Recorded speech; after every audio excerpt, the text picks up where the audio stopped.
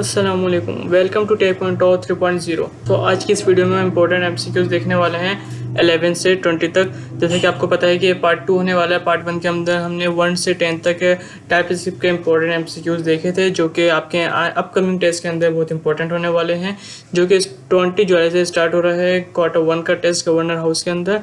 सो अब हम स्टार्ट करने वाले हैं अपना पार्ट 2 की वीडियो। तो हम पार्ट 2 की वीडियो के अंदर क्वेश्चन नंबर 11 के ऊपर चलते हैं। तो क्वेश्चन नंबर 11 है, which package do you need to install to use the inquirer module in TypeScript. कि हमें कौन सा पैकेज की ज़रूरत होती है इंस्टॉल करने के लिए इंक्वायरर मॉड्यूल के अंदर टाइपस्क्रिप्ट के अंदर। तो इसका ऑप्शन ए है @types या फिर इंक्वायरर, बी ऑप्शन है टाइपस्क्रिप्ट या फिर इंक्वायरर, सी ऑप्शन है इंक्वायरर एंड डी ऑप्शन है TS इंक्वायरर। तो ये तो बहुत ही इजी क्वेश्चन है। आपको पता होना चाहिए कि हमें जो इंस्टॉल करने की ज़रूरत होती है मॉड्यूल, वो कौन सा होता है। सिर्फ इंक्वायरर को यूज़ करने के लिए हमें सिर्फ इंक्वायरर ही इंस्टॉल करना पड़ता है। यानी जो इसका करेक्ट ऑप्शन है हमारा होने वाला है ऑप्शन नंबर सी, इसका करेक्ट आंसर इसका होने वाला है। सो हम चलते हैं क्वेश्चन नंबर 12 की तरफ। क्वेश्चन नंबर 12 हमारे पास है, how do you import the inquirer module in a TypeScript file. कि हम किस तरह इंपोर्ट कर सकते हैं। सो ऑप्शन नंबर ए के अंदर आपको दिख रहा है कि इंपोर्ट इंक्वायरर फ्रॉम इंक्वायरर। अच्छा, इसके अंदर ना MCQ के अंदर आपको बहुत कंफ्यूज किया जाता है ना, तो छोटी छोटी चीज़ें अपने गौर से देखनी पड़ती हैं। तो आपको देखने में तो ऑप्शन नंबर ए भी सही लग रहा होगा, लेकिन आप ऑप्शन नंबर बी की तरफ बढ़ें तो उसके अंदर कॉन्स्ट करके inquirer is equal to required inquirer है, ये भी रॉन्ग आंसर है। सी भी रॉन्ग है, इंपोर्ट इंक्वायरर फ्रॉम इंक्वायरर। लेकिन आप डी देखें तो इंपोर्ट स्टार, जो कि स्टेरिक का साइन होता है, S inquirer from inquirer. So this is correct option, option number D. This is correct option, option number D. अब हम चलते हैं क्वेश्चन नंबर 13 की तरफ। क्वेश्चन नंबर 13 हमारे पास है, which method is use to prompt to the user for input using the inquirer module. So इसका ऑप्शन नंबर ए हमारे पास है inquirer dot prompt, option number B है inquirer dot ask, option number C है inquirer dot request और and option number D है inquirer dot get. So आपसे सवाल में कह रहे हैं कि कौन सा मेथड को हमें यूज़ करने, कौन सा मेथड हमें यूज़ करना होता है प्रॉम्प्ट के लिए, यूज़र से इनपुट लेने के लिए, यूज़र से प्रॉम्प्ट लेने के लिए। तो इसका ऑप्शन नंबर ए है। इसके सवाल में ही आपको जवाब दिख रहा होगा, प्रॉम्प्ट का जिक्र आ रहा है। तो ऑप्शन नंबर ए हमारे पास है inquirer dot prompt. This is correct option, inquirer dot prompt. Question number 14 हमारे पास है यूनियन लेटर्स की तरफ से, विच of the following is a correct union type in TypeScript. अब आपको पता होगा कि यूनियन लेटर्स क्या होते हैं। यूनियन लेटर्स का मतलब जो आपके पास ये वाला साइन दिख रहा है, और का साइन जिसे हम कहते हैं, इस साइन को हम और का कहते हैं। मतलब कि हम ये भी यूज़ कर सकते हैं, नंबर भी एंड स्ट्रिंग भी, यानी कि दोनों चीज़ें इसके अंदर हम यूज़ कर सकते हैं। इसका मतलब यूनियन का साइन होता है। ओके, सो अब ये बोल रहे हैं कि कौन सा करेक्ट यूनियन टाइप है इन टाइपस्क्रिप्ट में, इन सब में से। तो हमने ऑप्शन नंबर ए के अंदर एक हमने ID नाम को एक वेरिएबल बनाया हुआ है, जिसको हमने डेटा टाइप दी हुई है नंबर, फिर यूनियन का साइन लगा, यानी कि मतलब या नंबर या स्ट्रिंग, यानी कि हम इसके वेरिएबल के अंदर नंबर भी रख सकते हैं और स्ट्रिंग भी रख सकते हैं। ओके, ये हो गया। ऑप्शन नंबर बी के अंदर हमें दिया हुआ है कि लेट ID, हमने एक वेरिएबल बनाया हुआ है, इसके अंदर नंबर भी दिया हुआ है, इसमें भी स्ट्रिंग दिया हुआ है। लेकिन आप देख सकते हैं कि इसमें जो स्ट्रिंग हमने डेटा टाइप दी, इसके अंदर एस क्या है, कैपिटल। मैंने आपको लास्ट, अगर आपने पार्ट 1 नहीं देखा तो पार्ट 1 जाके देखें, उसके अंदर मैंने आपको बताया हुआ है कि डेटा टाइप को हम स्मॉल अल्फ़ाबेट से स्टार्ट करते हैं। तो यानी कि ये ऑप्शन हमारे पास हो गया wrong. And option number C अगर हम देखते हैं तो इसमें भी हमने एक ID नाम का वेरिएबल बनाया हुआ है, और इसमें भी हमने वही मिस्टेक करी हुई है कि नंबर का एन और स्ट्रिंग का जो डेटा टाइप है उसको हमने अल्फ़ाबेट को कैपिटल दिया हुआ है। जैसे कि आपको पता है कि कैपिटल नहीं देता, तो ये भी रॉन्ग हो गया। एंड नंबर 4 के अंदर हमने डेटा टाइप के नाम के अल्फ़ाबेट तो स्मॉल दिए हुए नंबर और स्ट्रिंग का, लेकिन हमने बीच में साइन नहीं लगाया हुआ, बल्कि हमने उसके ऊपर लिख दिया और। लेकिन टाइपस्क्रिप्ट के अंदर हम लिखते नहीं हैं और, बल्कि हमें क्या, ये वाला साइन लगाना पड़ता है, जिसका मतलब होता है और। तो इसके मुताबिक इसका जो करेक्ट ऑप्शन हुआ, वो करेक्ट ऑप्शन हमारे पास हुआ ऑप्शन नंबर ए। सही है। सो हम आते हैं क्वेश्चन नंबर 15 की तरफ। तो क्वेश्चन नंबर 15 हमारे पास है, what will be the type of value in let value, string या फिर नंबर। इसके अंदर यूनियन का साइन लगा हुआ है। सो हम बोलने के हमें, अब हमने यहाँ पे हमारे पास एक वेरिएबल बना हुआ है लेट वैल्यू करके, एंड इसके अंदर हमने डेटा टाइप दी हुई है स्ट्रिंग या फिर नंबर। सो अब आपसे पूछ रहा है कि ऑप्शन नंबर ए के अंदर ये है ओनली स्ट्रिंग, इसमें हम सिर्फ स्ट्रिंग की वैल्यू दे सकते हैं। ऑप्शन नंबर बी में हम सिर्फ नंबर दे सकते हैं। ऑप्शन नंबर सी हमारे पास है बोथ स्ट्रिंग एंड नंबर। अब आप देख सकते हैं कि इस वैल्यू के अंदर जो हमने वेरिएबल बनाया लेट वैल्यू करके, इधर हम बोल रहे हैं कि स्ट्रिंग और नंबर, यानी कि स्ट्रिंग भी दे सकते हैं और नंबर भी दे सकते हैं। तो इसका करेक्ट ऑप्शन क्या होने वाला है, both string and number. Question number 16, how do you create a variable that can hold a number or boolean in TypeScript।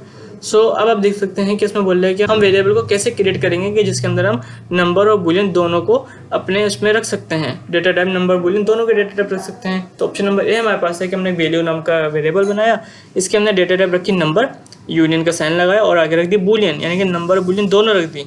तो वैसे तो यही करेक्ट लग रहा है, यानी कि यही करेक्ट है। फिर ऑप्शन नंबर बी को देख लेते हैं। तो उसके अंदर हमने फर्क क्या है कि हमने यूनियन के 2 दफ़ा साइन लगाए में, ये 2 दफ़ा साइन यूनियन के नहीं लगाए जाते, इसके अंदर हमें 1 दफ़ा साइन लगाना पड़ता है। तो इस वजह से इसका करेक्ट ऑप्शन क्या है, ऑप्शन नंबर ए। और ऑप्शन नंबर सी के अंदर हमने नंबर की डेटा टाइप भी सही नहीं डाली और बूलियन की स्पेलिंग भी हमने सही नहीं डाली, यानी कि ये भी रॉन्ग है। एंड ऑप्शन नंबर डी भी रॉन्ग है क्योंकि हमने बीच में कॉमा का इस्तेमाल करा है, जबकि हम यूनियन का इस्तेमाल करते हैं या के तौर पे, और के तौर पे। तो इसका करेक्ट ऑप्शन जो है वो है ऑप्शन नंबर ए। क्वेश्चन नंबर 17 की तरफ बढ़ते हैं। तो ये भी उस तरह मिलता जुलता क्वेश्चन है, how do you create a variable that can hold a number और अ स्ट्रिंग इन टाइपस्क्रिप्ट। उसमें नंबर और बूलियन था, तो इसके अंदर है नंबर और स्ट्रिंग। इसका जो करेक्ट ऑप्शन है ये मैं आपको नहीं बता रहा, ये आप लोग इसको सॉल्व करेंगे, मुझे कमेंट्स में बताएंगे कि इसका करेक्ट ऑप्शन कौन सा होने वाला है, ए बी सी या डी में से जो करेक्ट ऑप्शन है वो मुझे आप कमेंट्स में बताएंगे। फिर मैं आपको बताऊंगा कि आपने सही गेस करा या फिर नहीं। तो हम बढ़ते हैं अपने क्वेश्चन नंबर 18 की तरफ। क्वेश्चन नंबर 18 हमारे पास है, how do you declare N object type in TypeScript. ये ऑब्जेक्ट की तरफ से है कि हम किस तरह से ऑब्जेक्ट को डिक्लेयर कर सकते हैं टाइपस्क्रिप्ट के अंदर। तो आपको पता होगा कि हम ऑब्जेक्ट डिक्लेयर करने के लिए हम एक वेरिएबल बनाते हैं और सिंपल सा फिर हम कर्ली ब्रैकेट के अंदर उस ऑब्जेक्ट के अंदर जो जो चीज़ें हमें रखनी है वो हम रख देते हैं। हमने ऑप्शन ए के अंदर यहाँ पे एक वेरिएबल तो बनाया पर्सन नाम का, लेकिन आगे हमने सिंपल उसको ऑब्जेक्ट दे दिया, तो ये रॉन्ग है।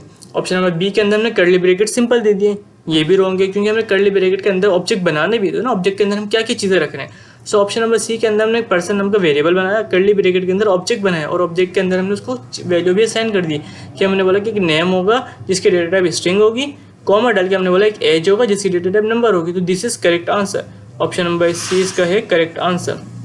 Okay, question number 19, which of the following is a correct way to declare a variable with an object type in TypeScript. तो इसके अंदर बोल रहा है कि कौन सा करेक्ट वे है डिक्लेयर करने का, वेरिएबल को डिक्लेयर करने का विद एन ऑब्जेक्ट टाइप के साथ। ऑप्शन नंबर, जिस तरह हमने देख लिया कि ऑब्जेक्ट को किस तरह करते हैं कि वेरिएबल बनाने के बाद उसको कर्ली ब्रैकेट के अंदर हमें देना पड़ता है ना।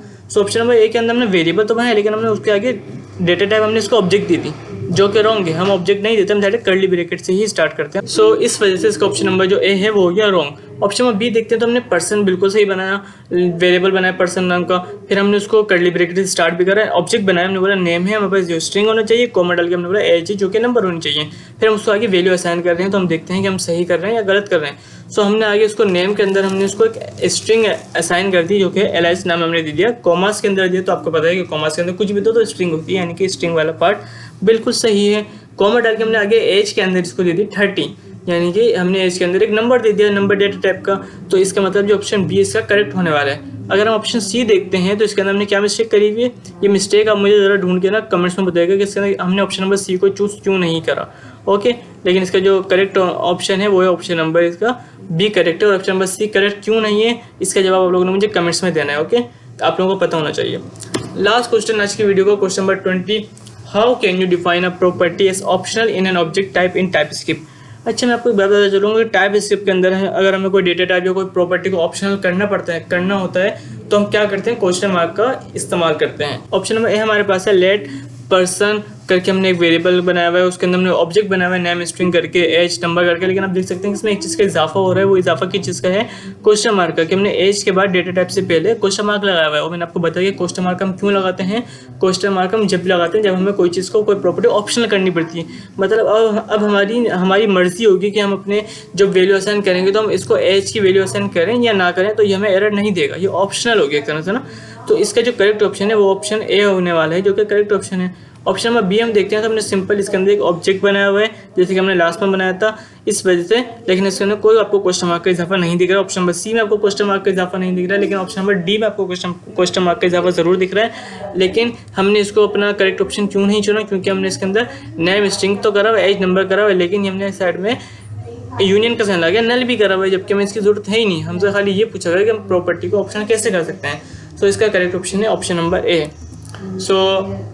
ये हमारी आज की वीडियो इसी 10 MCQs के साथ खत्म होती है। पार्ट 1 के अंदर हमने 1 से 10 MCQs देखे थे और पार्ट 2 के अंदर हमने देखे हैं 11 से 20 MCQs। तो ये हमारे पार्ट 2 हो गया और मेरी कोशिश होगी इस वीक के अंदर आपको 100 MCQs की मैं तैयारी करा सकूं।